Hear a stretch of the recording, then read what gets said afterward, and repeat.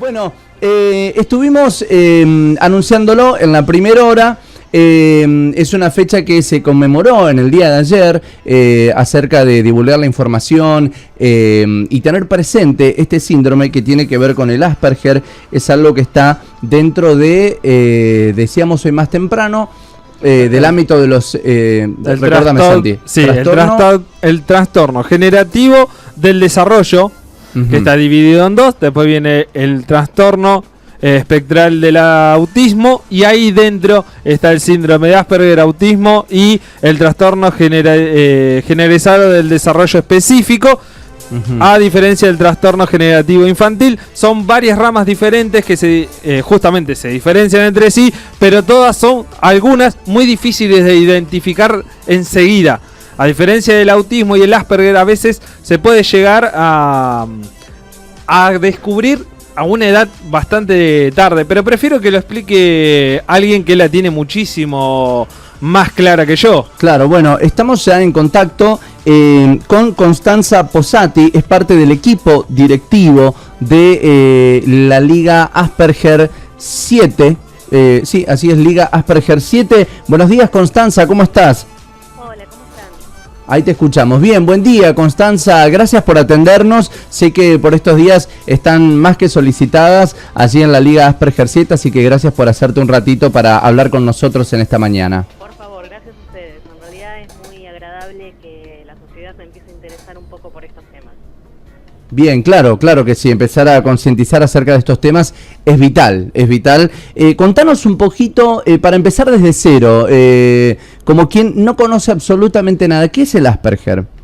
Bueno, el Asperger es uno de los trastornos del espectro autista. Los manuales de psiquiatría recientemente ha sido incluido dentro de esa categoría, que es toda una serie de distintos cuadros que tienen en común algunas cuestiones muy puntuales, como por ejemplo el tema de las dificultades en la interacción social. Bien, dificultades en el desarrollo con el vincularse, digamos. Perdóname, no te escucho. O sea, dificultades con el vincularse con los otros, ¿no?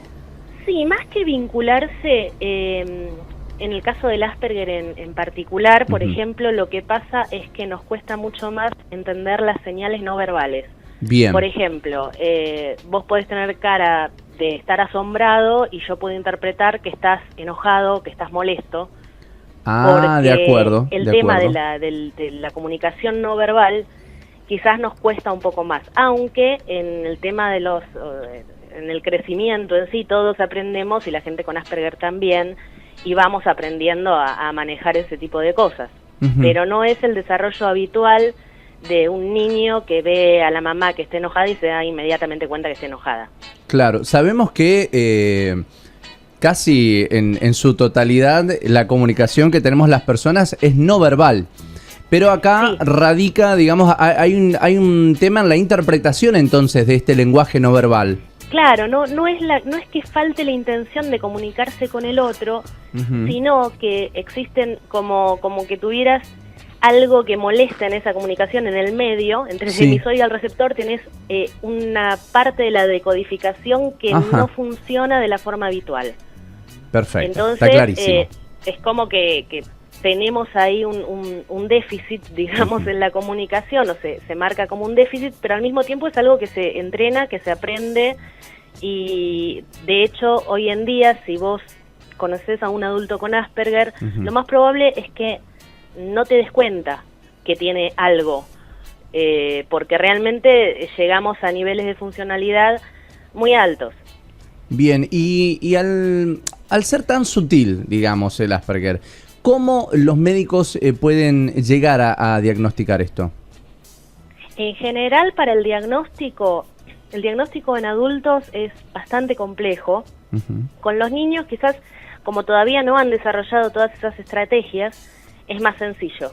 Con el tema de los adultos tiene mucho que ver el poder ahondar en la historia familiar, en la historia de la infancia de esa persona hoy adulta, como para poder ver cómo fue ese desarrollo, cómo fue adquiriendo las cosas que ahora vos ves que maneja de forma relativamente bien, digamos. Por eso muchas veces en las entrevistas diagnósticas piden hablar con algún familiar de esa persona que lo haya conocido de niño, cosa que no siempre es posible. Bien. Pero se busca más o menos ese tema. ¿A qué se debe? ¿Cuál es la explicación científica para digamos, este inconveniente en la interpretación de la comunicación no verbal? ¿Es algo biológico? ¿Tiene que ver por ahí quizás algo con el tema de vincularse, algo en el desarrollo, algo que afecte psicológicamente?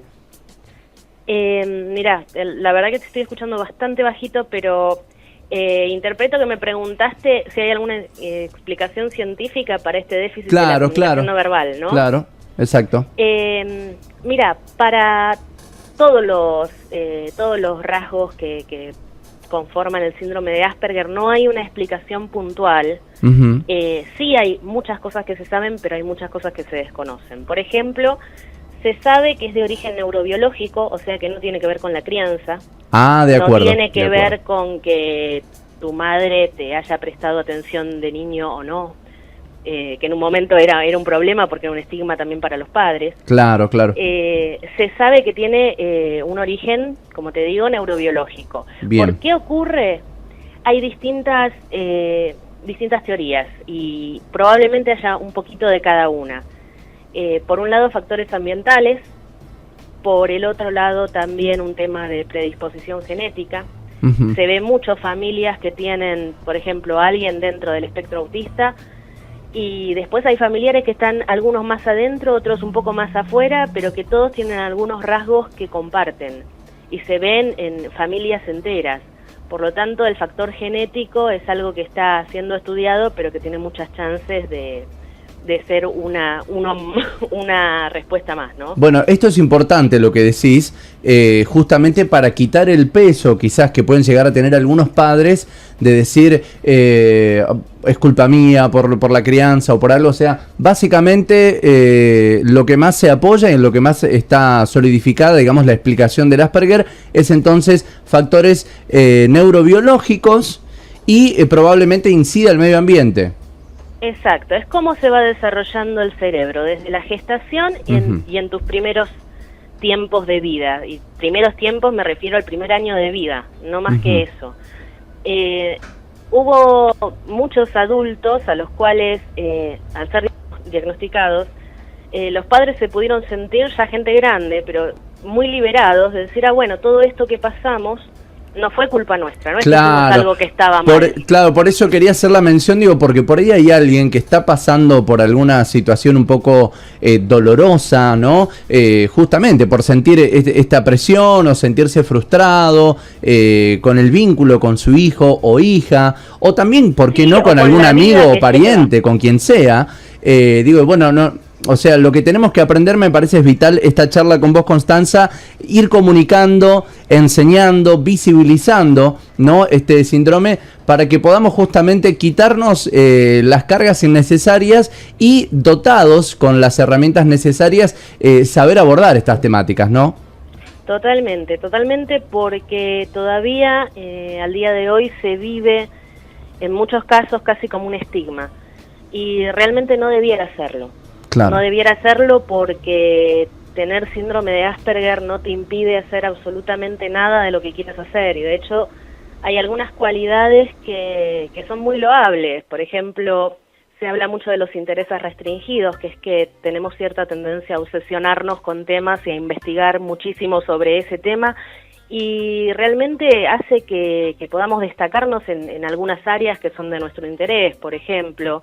Entonces no debiera vivirse ni con vergüenza ni con tristeza, sí con atención, porque también el tema del déficit en la interacción social a veces puede traer depresiones, puede traer ansiedad, pero no hay nada mejor que contar con la información correcta y con un diagnóstico correcto como para también poder abordar esos problemas si surgen. Bien, perfecto. Santi Peñalba quiere preguntar algo acá también. Sí, ¿qué tal? Buen día, soy Santiago Peñalba. Mi pregunta tiene que ver si a la hora de diagnosticar se puede ver claro o se llega a varios estudios a diferenciarlo con el autismo. Disculpame, pero Bien. escuchás a la hora de diagnosticar. Pregunta Santi si cuando se diagnostica se puede diferenciar bien. ¿Cómo era, Santi? Recordame. Con el autismo. Con el autismo. ¿Cómo se diferencia con el autismo? Bueno, en realidad el autismo y el Asperger están dentro de un mismo espectro, que es el espectro autista. Claro. Entonces, tenemos, entre comillas, las mismas dificultades, pero en grados muy distintos. Entonces, quizás cuando están, digamos, ahí al límite es difícil de diferenciar, pero cuando estás en extremos opuestos del espectro es mucho más sencillo, porque por ejemplo en el autismo es mucho más común tener un trastorno del lenguaje, en el cual cuesta mucho más aprender a hablar. Por ejemplo, en el caso del Asperger no es común que haya trastornos del lenguaje, puede ocurrir, pero no es tan común. El tema de la comunicación está bastante más pulido y quizás la gente con Asperger falla más en el tema de los contextos, en la parte pragmática del lenguaje.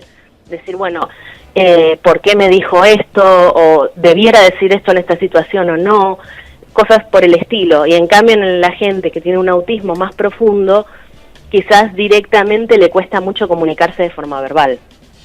Entiendo. Bien, perfecto. Me quedé con algo que nombrabas, Constanza, que las personas con Asperger pueden desenvolverse de manera totalmente normal. Porque sí, a veces socialmente está esta carga de prejuicio, inclusive por ahí ya si te anticipan, ¿no? Es decir, sí, esta persona que viene o que va a trabajar o que va a participar tiene Asperger, y ya mirás como de reojo, como y ya raro. lo estás analizando por demás, claro, probablemente. Ya, tal cual. Si no te lo dicen, quizás no te des cuenta. El tema, con el tema de la funcionalidad a futuro, y esto va más que nada para los padres de niños que han sido recién diagnosticados, por ejemplo, o cuestiones por el estilo, es que podemos llegar a ser 100% funcionales. Yo, por ejemplo, soy docente universitaria, soy madre de 3 niños, tengo una vida completamente acomodada y dentro de la norma social, digamos.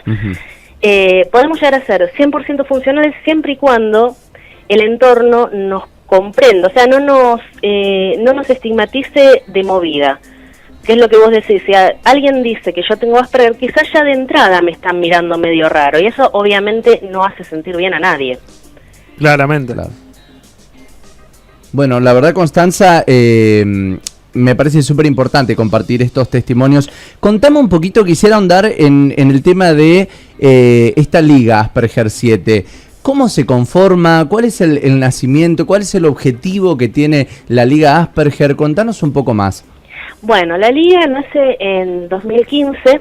Yo estoy a partir del 2016, pero nace en el 2015 con un grupo de gente con Asperger adulta, o sea, que han recibido el diagnóstico ya siendo adultos, porque este diagnóstico es oficial desde 1994, así que nadie lo puede haber recibido en su niñez. Antes no había chance de que te lo digan porque no estaba establecido, claro, no había Podías forma. recibir cualquier otro tipo de diagnóstico si estabas complicado, y probablemente un diagnóstico erróneo. Entonces, bueno, se junta este grupo de adultos con Asperger con la intención principalmente de desmitificar el síndrome. De decir, bueno, acá estamos, somos adultos, crecimos, estamos bien, miren, justamente como para llevar un alivio a mucha gente que cuando recibe el diagnóstico de su hijo pequeño siente que cae en un pozo del que no sabe cómo salir, no sabe qué va a pasar, una incertidumbre absoluta, y quizás el tema de tener un lugar de referencia donde pueda ver que hay gente adulta trabajando les viene bien, es como una caricia, digamos. Claro, tal cual, es un lugar de contención. Sí, nace sobre todo así, y ahora también lo que hacemos es también recibir adultos recién diagnosticados que también dicen, oye, me desayuno con que todo lo que me pasó en toda mi vida tenía esta explicación, y bueno, empezamos a hacer reuniones todos los meses, ahora en verano no, porque las hacemos en una escuela y está cerrada, ¿no? Pero todos los meses nos juntamos como para compartir vivencias e incluso trucos como para Por ejemplo, hay problemas que son muy comunes de adultos con Asperger que no saben cómo encarar a una chica, por ejemplo. Claro. Por un tema de déficit en la interacción social, ¿no? Entonces, bueno, hablamos de relaciones de pareja, hablamos de diversos temas.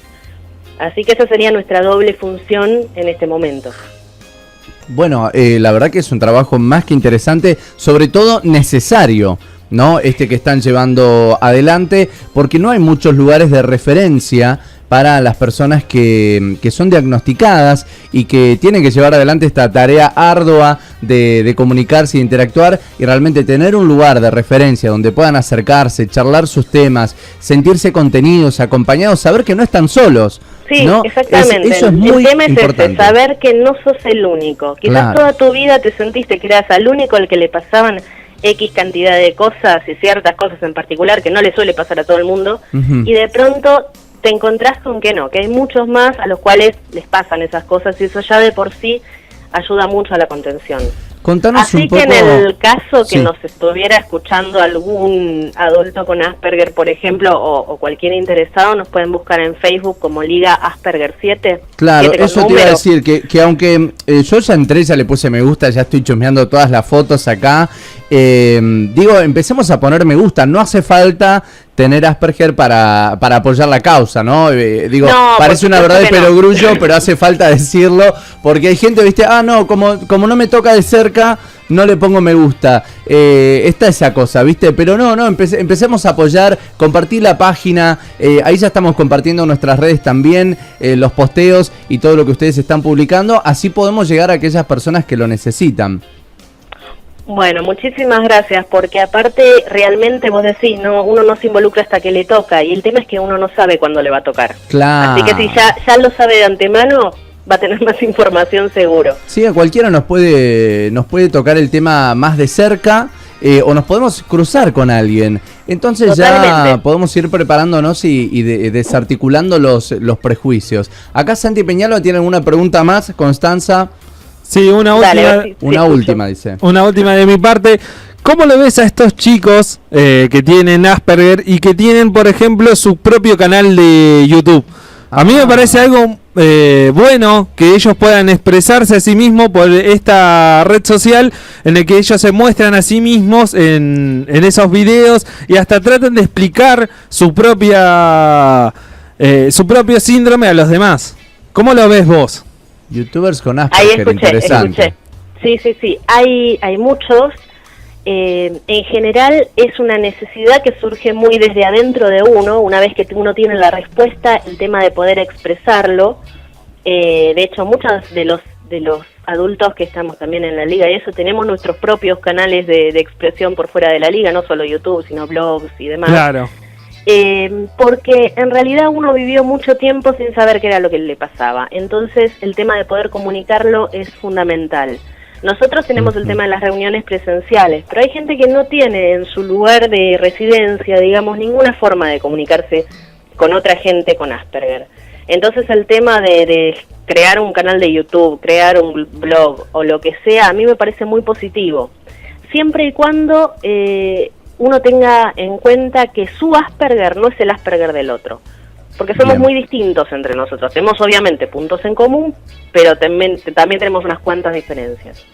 Bien, hablando de puntos de encuentro, de comunicación y demás, ¿cómo funciona la liga, Constanza? ¿Dónde se reúnen? ¿Dónde tienen grupos? Contanos un poquito. Nos reunimos, como te contaba, los terceros sábados de cada mes, en época, digamos, no de verano, en una escuela en la cual no pasamos la dirección, la pasamos por mensaje a quien se inscribe, por un tema de preservar el espacio, ya que es únicamente para gente con Asperger, porque muchas veces pasa que quiere ir un padre, que quiere ir un amigo, lo cual está perfecto, pero existen también canales para esa gente, que en general los administra la Asociación Asperger Argentina, y nosotros nos dedicamos pura y exclusivamente en nuestras reuniones a dar contención a esa gente en particular. Bien. Principalmente porque los otros ya tienen, por suerte, canales de contacto. Todos o sea, previo a cada reunión publicamos en la página el formulario de inscripción para quien esté interesado. La página es Liga Asperger 7 con número, en Facebook. Bueno, también tenemos Twitter, aunque en general lo que hace es replicar lo que pone Facebook. Y bueno, recibimos mensajes, consultas y demás, eso sí, de padres, de amigos y de quien lo requiera, vía mensajes. Así que las puertas de comunicación están ahí. Bien, perfecto, fantástico. Eso es muy importante, sobre todo, y todos tenemos acceso a través del celu, de una tablet, de una compu, para poder mandar un mail, como decíamos hoy, compartir la info a través de Facebook y estar en contacto con ustedes. Quería aprovechar también, saludar a Analí Infante, que está ahí en La Plata, que bueno, también nos atendió muy amablemente, nos proveyó información y nos puso en contacto contigo, Constanza. Sí, Analía Infante es otra de nuestras integrantes de la Liga.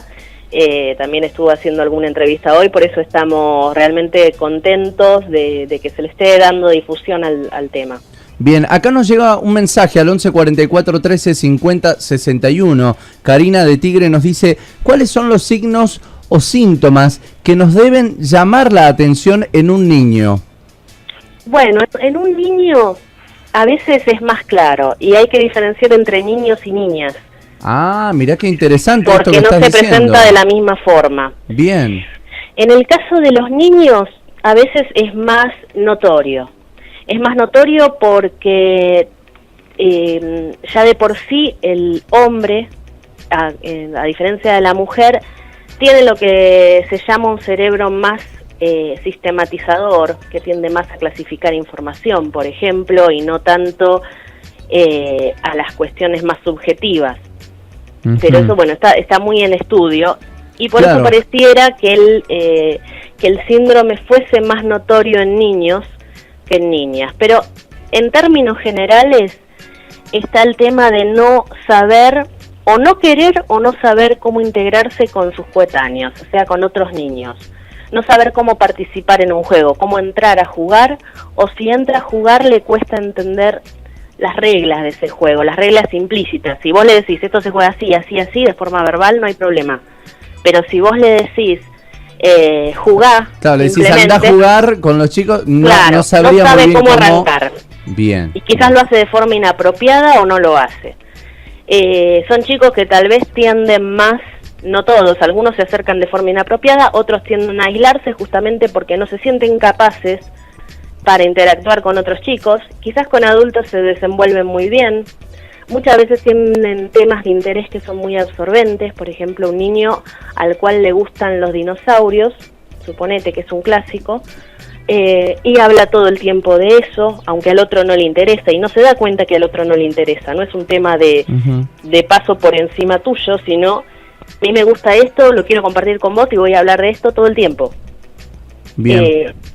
Entonces el tema de cuán profundo es el interés en un tema también es una pauta de alarma, digamos. Es normal que te gusten los dinosaurios, bueno, pero ¿es normal que te gusten los dinosaurios hasta tal punto? Digamos, esa sería la pregunta. Claro. Y eso sería lo que más se nota. También últimamente se ven niños que tienen una forma de hablar particular, que parece que fueran mexicanos o que hablaran en neutro. Ay, sí, yo pensé que eso era fruto de los nuevos dibujos animados que pasan por la tele, porque hay muchísimos chicos hablando en neutro. Mira, yo personalmente también tengo la idea de que algo debe tener que ver, porque yo de chica no hablaba en neutro. No, yo tampoco, menos que menos. Pero se da mucho en los chicos con Asperger, en los chicos varones especialmente, que hablan con un tono medio extraño, y a veces en las chicas se da más el tema de hablar de una forma más monótona, quizás con menos inflexiones en la voz que lo habitual.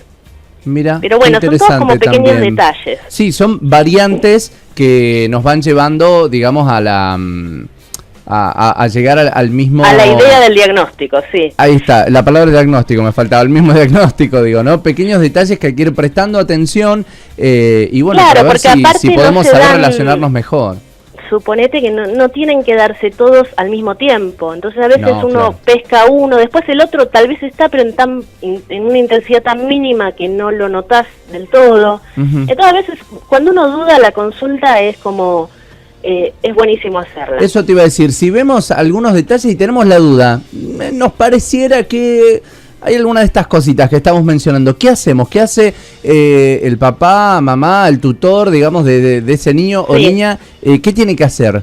¿Va a un médico clínico común? ¿Se acerca a otro lugar? En general la derivación viene por parte del pediatra, pero es poco habitual que el pediatra lo note, porque hay pocos pediatras que estén especializados en desarrollo. Claro. Entonces, si uno tiene dudas, puede o ir a un pediatra del desarrollo, que es una rama particular de la pediatría, ir a un neurólogo infantil o ir a un psiquiatra infanto-juvenil.